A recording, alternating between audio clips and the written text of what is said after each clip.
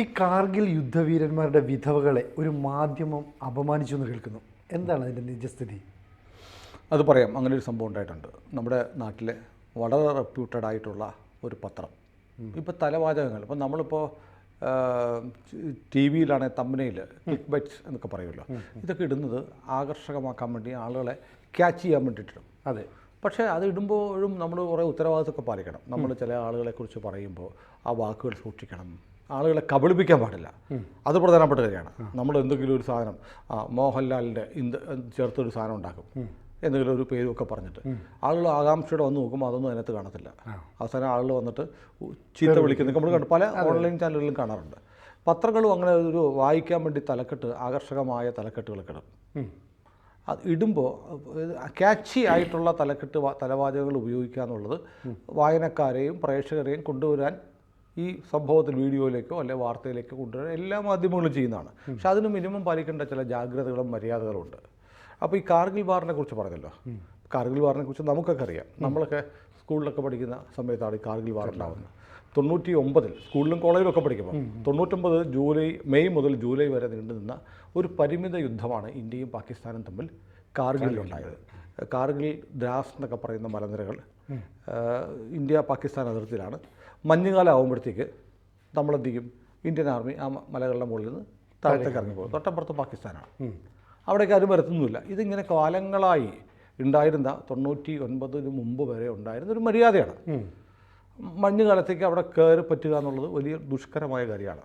പക്ഷേ 99 മഞ്ഞുകാലത്ത് സംഭവിച്ചത്, പാകിസ്ഥാൻ ആർമി തീവ്രവാദികളുടെ വേഷത്തിൽ, പട്ടാളക്കാർ തന്നെ ഈ മലകളിൽ കയറി ഇന്ത്യൻ പോസ്റ്റുകളിൽ കയറി പുറപ്പിച്ചു. കാർഗിൽ മലകളുടെ മുകളിൽ ഇന്ത്യയുടെ പോസ്റ്റുകളുണ്ട്. അവിടെ നിന്ന് മഞ്ഞുകാലത്ത് നമ്മൾ ഇറങ്ങിപ്പോരും. പോസ്റ്റൊക്കെ അവിടെ നിൽക്കുകയാണ്. ഇവർ വന്നത് ഒക്കുപ്പൈ ചെയ്തു. നമ്മളിത് ഇന്ത്യ അറിയുന്നില്ല. ഇന്ത്യ മഞ്ഞ് കഴിഞ്ഞിട്ട് നമ്മുടെ സൈന്യം തിരിച്ചു കയറാനിരിക്കുകയാണ്. അപ്പോഴേക്ക് ആ മേഖലകളിലൊക്കെ പോയ ആട്ടിടയന്മാരാണ് അവിടെ ആളുകളെ കണ്ടിട്ട് നമ്മുടെ ഇന്ത്യൻ ആർമി അറിയിക്കുന്നത്. അപ്പോൾ നമ്മളെന്ത് ബേസിലായിപ്പോയി, മുകളിലേക്ക് കയറാൻ വയ്യ. മുകളിലേക്ക് കയറുമ്പോഴത്തേക്ക് വലിയ തോതിൽ അവർ പീരങ്കി ഷെല്ല് ഉപയോഗിച്ച് താഴോട്ട് വെടിവെക്കുമ്പോൾ നമുക്ക് വലിയ ജീവഹാനി ഉണ്ടായിരുന്നു. പ്രതിരോധിക്കാൻ പറ്റാത്ത, കാരണം മലയുടെ മുകളിൽ അവരിക്കുന്നത്. എന്നിട്ട് നമ്മുടെ പട്ടാളം കയറി ചെന്ന് അവരെ കീഴ്പ്പെടുത്തി. നമുക്ക് വേണ്ട 527 ഭടന്മാരെ നഷ്ടപ്പെട്ടു എന്നാണ് ഔദ്യോഗിക കണക്ക്. അതിൽ കൂടുതലാണെന്ന് പറഞ്ഞു. പാകിസ്ഥാൻ്റെ ഭാഗത്ത് ആയിരക്കണക്കിനാണ്. ഏതാണ്ട് രണ്ട് ഭാഗത്ത് വന്ന് 10-20,000-ഓളം കാഷ്വാലിറ്റീസ് ഉണ്ടായി എന്നൊക്കെ പറയപ്പെടുന്നുണ്ട്. ഏതായാലും അതിൻ്റെ പ്രത്യേകത എന്ന് പറഞ്ഞാൽ രണ്ടു രാജ്യങ്ങളും ആണവായുധ രാജ്യങ്ങളുള്ള ശേഷിയുള്ള രാജ്യങ്ങളായി തീർന്നതിന് ശേഷം നടക്കുന്ന ആദ്യത്തെ പരിമിത യുദ്ധമാണ്. രണ്ട് രാജ്യങ്ങൾക്കും വലിയ സാമ്പത്തിക പ്രതിസന്ധി ഉണ്ടായി. പാകിസ്ഥാനിൽ വലിയ ആഭ്യന്തര പ്രശ്നങ്ങളുണ്ടായി. ഒടുവിൽ പാകിസ്ഥാൻ ഭരണകൂടത്തെ അട്ടിമറിച്ച് പട്ടാള മേധാവി ഭരണം പിടിച്ചെടുക്കുന്ന സിറ്റുവേഷൻ വരെ പാകിസ്ഥാനിലുണ്ടായി.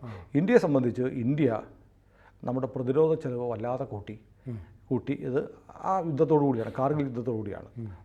വലിയ ഇൻ്റർനാഷണൽ സമ്മർദ്ദം ഉണ്ടായി. ഇന്ത്യ ഒരു പക്ഷേ അണവായുധം പോലും പ്രയോഗിച്ചേക്കും എന്ന തരത്തിലേക്ക് വ്യാഖ്യാനമൊക്കെ ഉണ്ടായി. ആഗോള തരത്തിലുള്ള ഇൻ്റർനാഷണൽ പ്രഷറൊക്കെ രണ്ടു കൂട്ടരുടെയും മേലുണ്ടായി. അതുപോലെ ഉണ്ടായൊരു സംഭവമായിരുന്നു നമ്മുടെ ഈ ബലാക്കോട്ട് ആക്രമണവുമായി ബന്ധപ്പെട്ട് നമ്മുടെ പൈലറ്റ് അഭിനന്ദൻ വർദ്ധമാനെ അവർ പിടിച്ചു കഴിഞ്ഞപ്പോഴത്തേക്ക് അവർ വിട്ടയച്ചു. വളരെ പെട്ടെന്ന് പാകിസ്ഥാൻ വിട്ടയച്ചു. പാകിസ്ഥാൻ ജനറൽ വരണ്ടുപോയി എന്നാണ് പറയുന്നത്. അത് അവരുടെ പാർലമെൻറ്റിൽ പിന്നീട് അവർ സ്ഥിരീകരിക്കുകയുണ്ടായി.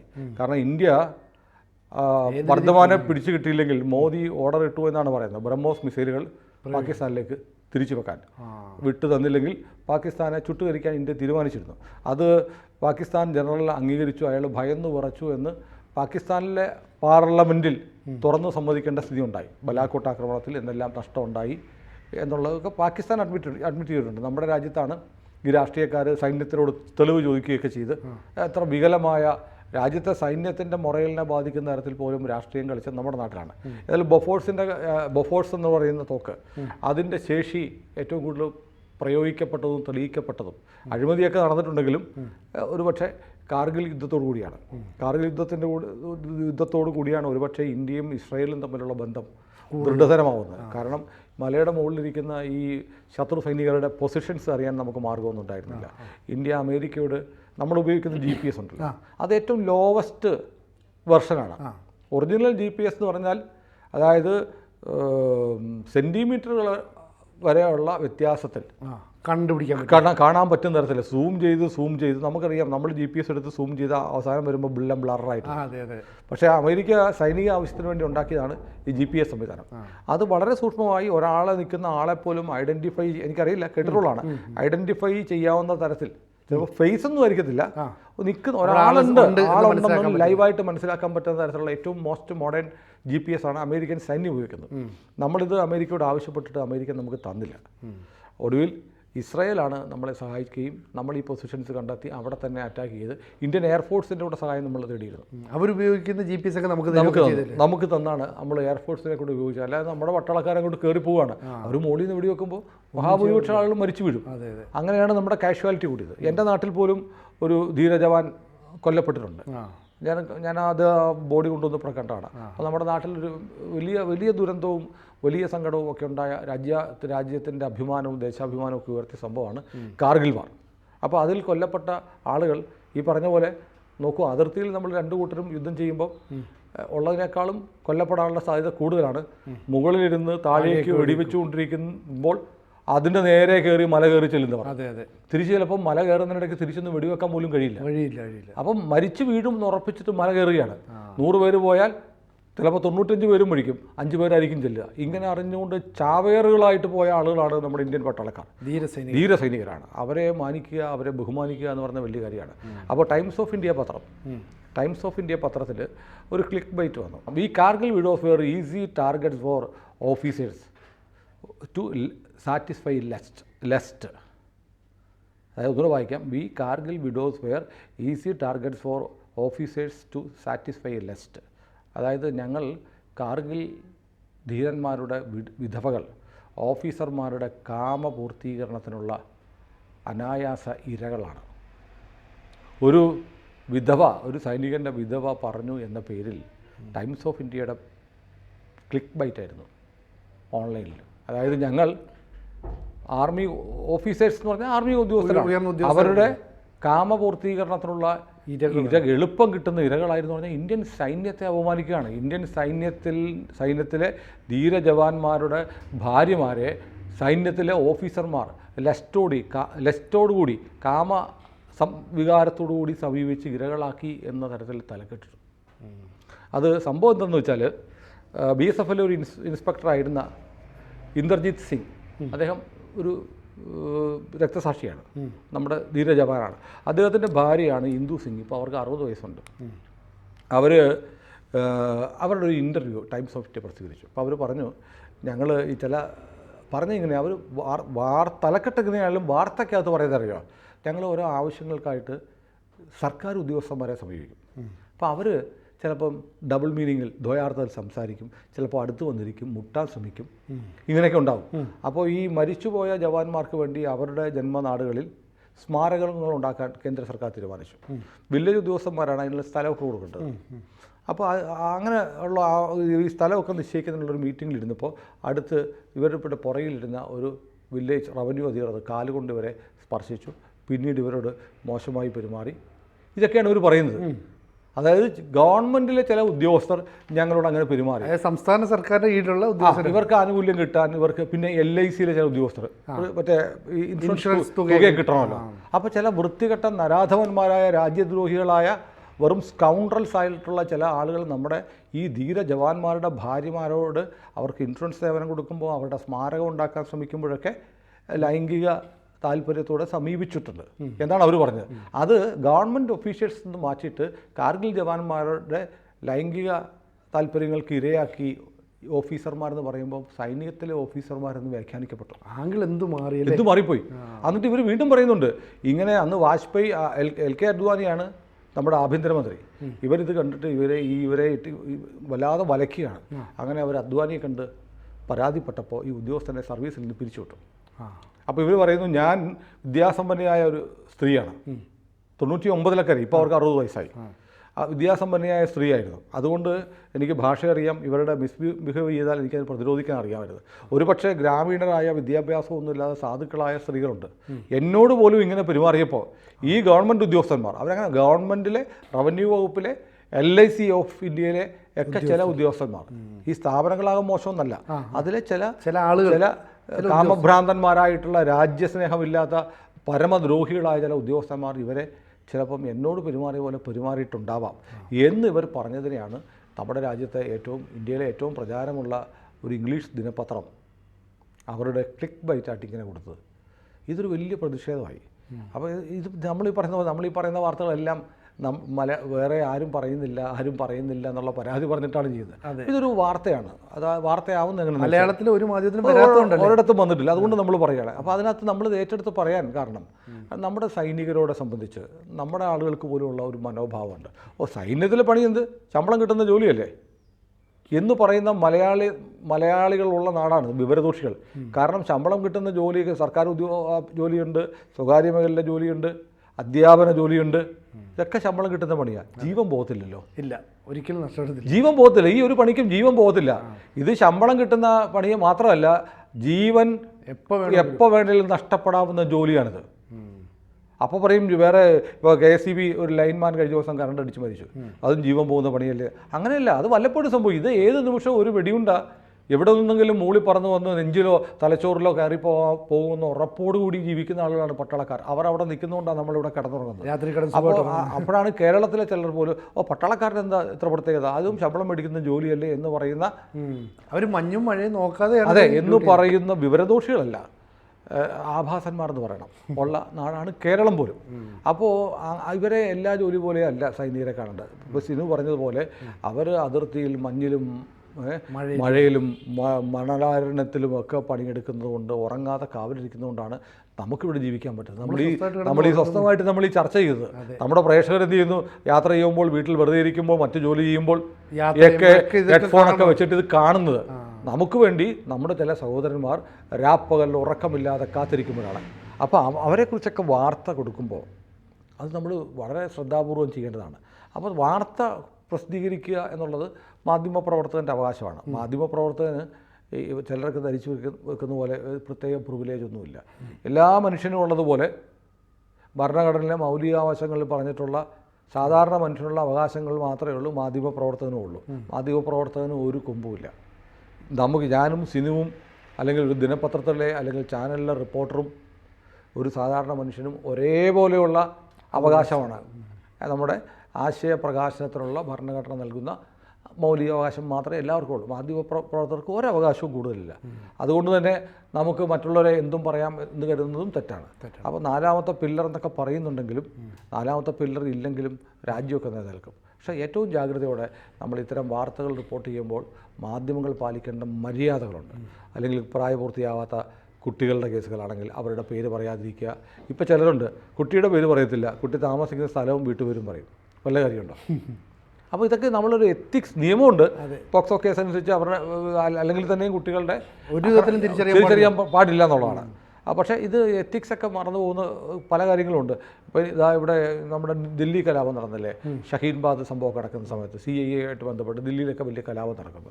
ആ സമയത്ത് മലയാളത്തിലൊരു മാധ്യമപ്രവർത്തനാണ് എൻ്റെ പിന്നിൽ ഒരു പള്ളി കത്തിച്ചുകൊണ്ടിരിക്കുകയാണ് റിപ്പോർട്ട് ചെയ്തത്.